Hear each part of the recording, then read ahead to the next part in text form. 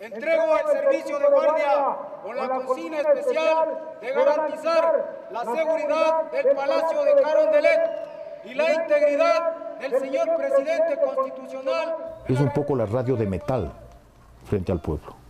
Sí, yo creo que el actual presidente ha roto el mito de que quien conocía el Palacio se consideraba una persona privilegiada. Y en realidad yo creo que el Palacio deben conocerlo todos los ecuatorianos porque tienen que sentirse parte también de ese poder. O sea, al final el presidente es elegido por toda la gente. Pero creo que más importante que el Palacio por dentro son realmente sus barandas, porque son el vínculo para poder estar permanentemente con la gente. La baranda además es ese testigo de la vida cotidiana, el testigo de la Plaza Grande, de las casas del frente, el testigo de toda la gente que está demorando su existencia en las bancas de la Plaza Grande. La famosa Plaza de las Palomas Muertas, ¿no?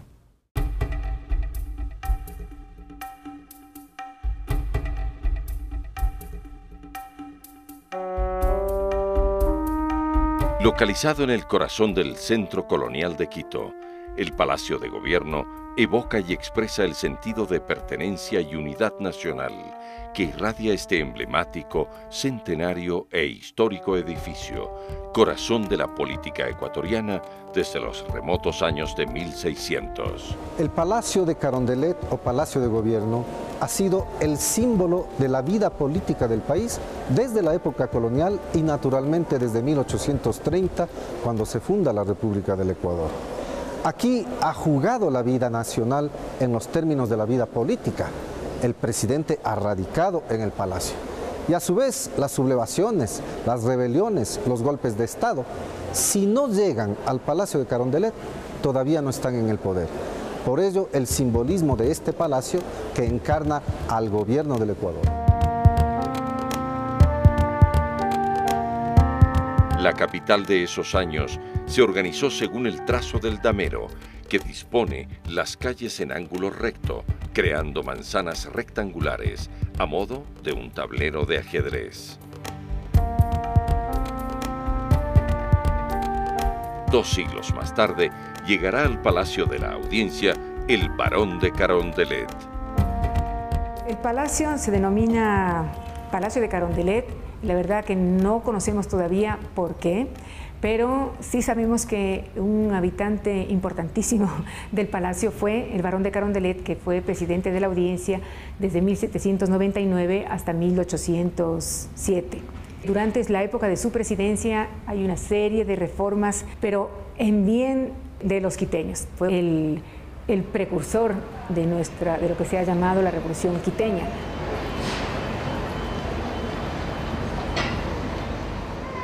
Un 16 de junio de 1822, poco después de la batalla de Pichincha, Simón Bolívar llega a Quito y se aloja en el Palacio de la Audiencia. Desde entonces, el Libertador escribió varios documentos, suscritos de puño y letra, desde el Palacio de Carondelet. Hay que crear nuevos símbolos. Y el nuevo símbolo no solamente es la bandera, no solamente es el escudo, no solamente el himno nacional, es también la arquitectura que representa a esta nuevo orden. Y es por eso que precisamente en 1841 el presidente Juan José Flores, nuestro primer mandatario, contrata la remodelación del viejo palacio colonial para darle una nueva imagen, la imagen de la nueva república, y utilizará la Bezzari, que es el arquitecto, el arte neoclásico para esa representación.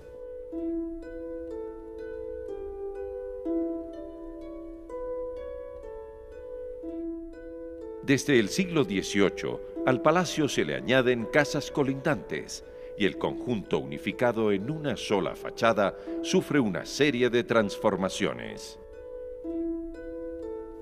Así, en la época de la colonia, se construyó con ladrillo y cal que marcó el color blanco de sus paredes, vigente hasta la fecha.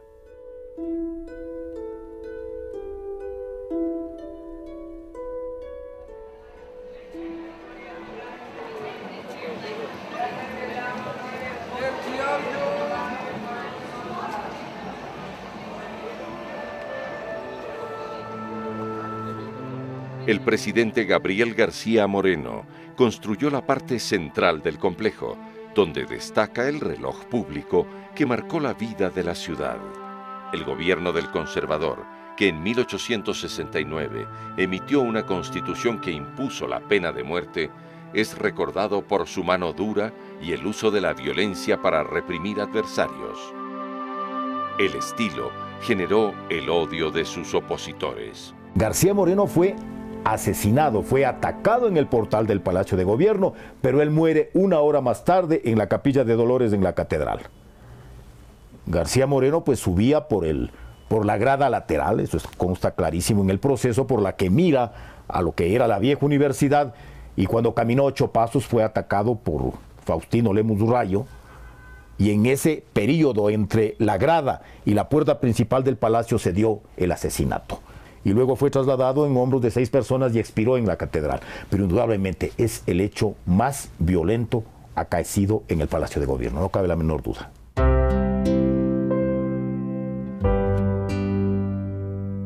Desde 1830, todos los mandatarios usaron su banda presidencial. Al inicio, esta fue de color blanco y azul. Para algunos, debido a la revolución marxista del 6 de marzo de 1845. Otros sostienen que ese era el símbolo del presidente. El amarillo, azul y rojo, bandera de la Gran Colombia, fundada por Simón Bolívar, fue el tricolor que el presidente Eloy Alfaro ratificó como símbolos patrios. Esa es la bandera de la Gran Colombia, de la que funda Simón Bolívar en 1819. Y Eloy Alfaro, como es además el gran seguidor de la idea bolivariana, no solo que es quien definitivamente en un decreto de 1900 sancionó la bandera, el himno y el escudo como símbolos del país, sino que, como queda evidenciado en ese retrato, la bandera amarillo, azul y rojo en su pecho le identifica como presidente de este país con ese mismo símbolo al que él había sancionado oficial para nuestra nación. Eloy Alfaro inaugura, de alguna manera, el siglo XX. Otro presidente es el presidente Isidro Ayora, que gracias a la Revolución Juliana de 1925, inaugura a su vez un Estado mucho más moderno que aquel que había avanzado Eloy Alfaro. El modelo liberal provocó al Estado deudas impagables a la banca costeña. Por eso, el 9 de julio de 1925, irrumpe la Revolución Juliana, una revuelta militar que con total apoyo popular crea las condiciones para que el presidente Isidro Ayora funde y fortalezca las instituciones y estructura del Estado. Conforme pasa el tiempo, el Estado se vuelve cada vez más complejo porque va adquiriendo presencia nacional y poder. Tanto es así que el Palacio tendrá que albergar el propio Congreso Nacional. De manera que para finales del siglo XIX, el Palacio de Gobierno alberga tanto a la Presidencia de la República, algunos ministerios y también al Congreso Nacional. Hasta el siglo XIX, el Salón Amarillo fue el del Congreso. Albergó las sesiones de senadores y diputados, separados por una cortina que se levantaba para dar lugar al Pleno. En los años 60 se construyen las sedes del Legislativo y el Salón Amarillo se transformó en el Salón de los Presidentes, cuyos retratos cuelgan hasta hoy representando el presidencialismo en la historia nacional a través de cada mandatario y su régimen. El Salón Amarillo ostenta un artesonado modulado en planos hexagonales y geométricos, y una marquetería de cedro donde destacan lámparas de cristal de Bacará, el más fino del mundo.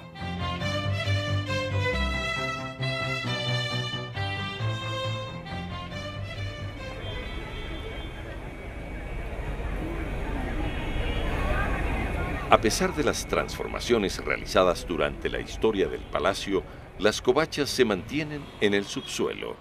En la época de la colonia, sirvieron para financiar al naciente Estado. Hoy, otros personajes sobreviven en el tiempo. Yo creo que a cualquier persona que pasa por aquí, nacional o extranjero, le asombra que bajo el despacho del señor presidente de la República hay una peluquería.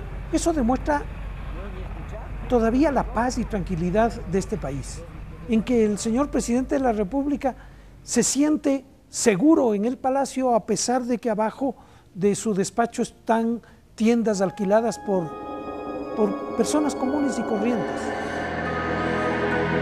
Las actuales barandas del Palacio de Carondelet lo fueron primero del Palacio de las Tullerías, situado en el centro de París y que fue incendiado en 1871 durante una insurrección de obreros que luchaban por sus derechos. Luego fueron puestas en venta. Durante el gobierno de García Moreno, su representante en París, Antonio Flores Gijón, las adquiere y años más tarde se instalan en el frente del Palacio de Carondelet. El Ecuador y Francia tienen hoy, más que nunca, todo lo que se requiere para... Las barandas del Palacio de Gobierno vieron la Revolución Francesa. Y eso tenemos nosotros, no tienen los franceses. Esto lo supo De Gaulle. Cuando De Gaulle llega a Quito el 24 de septiembre de 1964, él golpeó la baranda. Él dijo, Tullerías. Él sabía que eran las barandas de las Tullerías. Años más tarde, estas mismas emblemáticas barandas son nuevamente testigos de un enfrentamiento durante el 1 de septiembre de 1975. El general González Alvear ataca el palacio para derrocar al entonces dictador Rodríguez Lara, quien sale airoso, pero prohíbe hablar de esa fecha, que por el humor quiteño es conocida desde entonces como el 32 de agosto. La balacera dejó secuelas en edificios aledaños y la parte frontal e interior del palacio. Luego de la revuelta, el mariscal Sucre sufrió su segundo asesinato. Prueba de ello, la estatua de bronce de este patriota conserva aún el agujero de la bala de fusil. La pieza de arte permanece en el despacho protocolario del presidente, en cuyas paredes lucen retratos de Simón Bolívar y Manuela Sáenz. En este lugar, el presidente recibe a visitantes ilustres. Quito tiene este hermosísimo palacio que recoge ese simbolismo del gobierno, de la vida activa de los ciudadanos, de las esperanzas y en muchos casos también de las frustraciones, pero ante todo de ese futuro que siempre es aspirar a una mejor democracia y a una mejor estabilidad para la misma sociedad.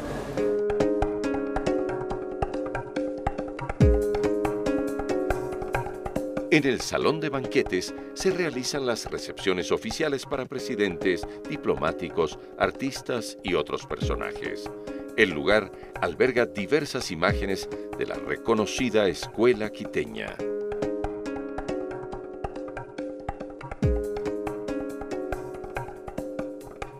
Como parte de la remodelación de los años 60, el pintor quiteño Osvaldo Guayasamín plasmó en un mural de magnífica cromática el profundo significado y el papel histórico de 400 indios que protagonizaron el descubrimiento del río Amazonas.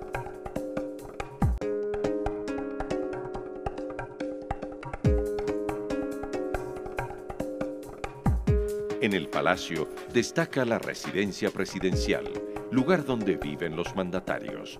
Fue construida durante el tercer mandato de José María Velasco Ibarra. En este lugar permanece un piano donado por su esposa Corina, además de otras obras de arte pertenecientes a la colección del Banco Central.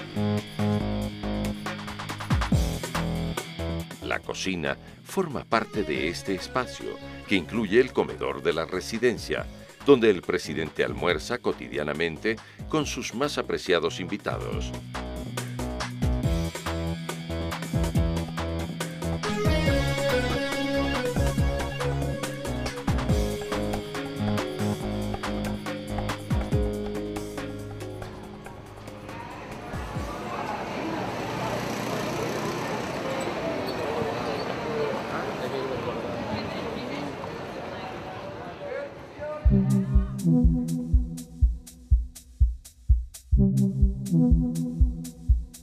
Con el paso del tiempo, cambió la manera de ver al palacio.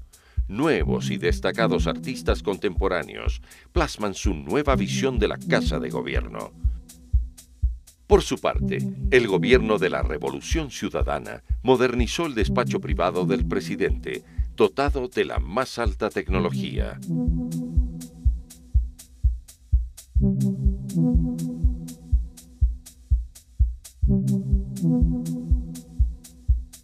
Las mismas condiciones tecnológicas para establecer una comunicación impecable y al instante facilitan el trabajo de quienes laboran en el Salón del Gabinete, desde donde el presidente de la República y sus asesores y ministros realizan sesiones de trabajo virtuales con sus similares que informan y trabajan desde sus propios despachos o de diversos puntos del territorio nacional. El Palacio de Gobierno, el Palacio de Carondelet, siempre fue cerrado, en el sentido de que el poder está aquí y este poder tiene que construir desde su interior las acciones de política hacia el exterior. Es importantísimo que desde 2007 este mismo palacio se haya abierto al pueblo ecuatoriano, en el sentido de que no es simplemente un edificio aislado donde gobernante está haciendo su política, sino que los gobernados entran a palacio, pueden verlo, pueden sentirlo suyo, porque es parte de su propia identidad soberana y de su vida nacional a través de la historia.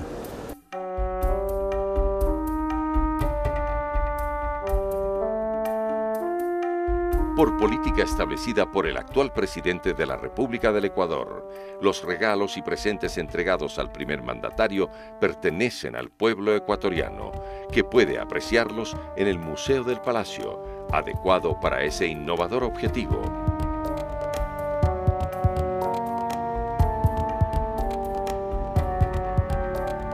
Por primera vez en la historia nacional, estos obsequios, esculturas y otras creaciones de arte y artesanía del Ecuador y el mundo son accesibles para el ciudadano y el visitante de la Casa de Gobierno.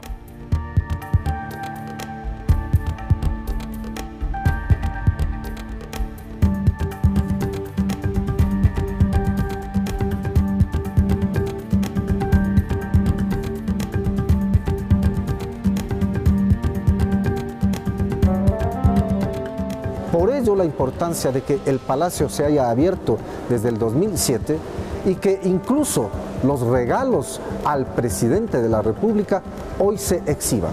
Habríamos querido que ello ocurra a lo largo de toda nuestra historia. Hoy hay un cambio.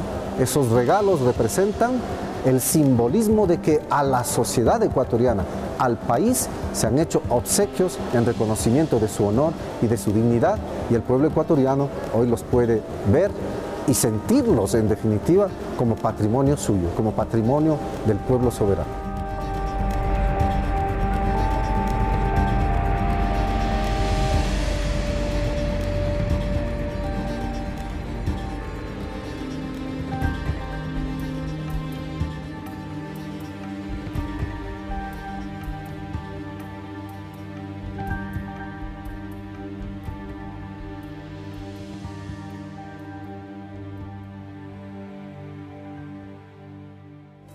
La revolución ciudadana avanza.